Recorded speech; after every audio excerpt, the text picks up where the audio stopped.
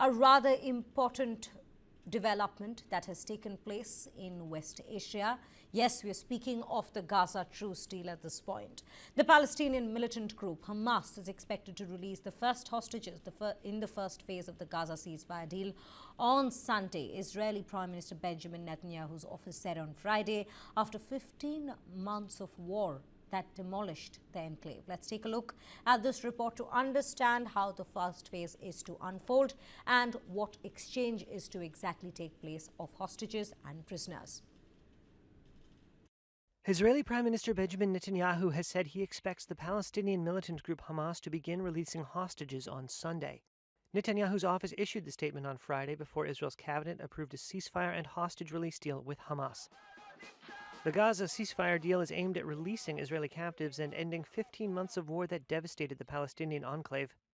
The war was triggered by the October 7, 2023 Hamas attack on Israeli communities that killed 1,200 and saw more than 250 hostages taken back to Gaza, according to Israeli tallies.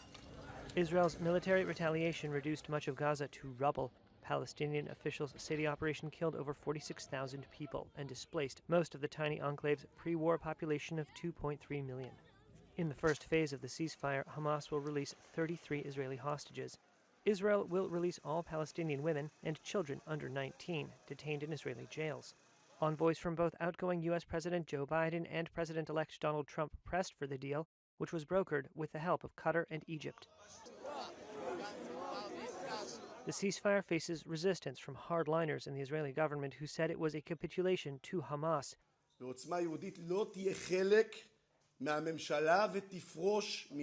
National Security Minister Itamar Ben-Gvir threatened to resign if it was approved.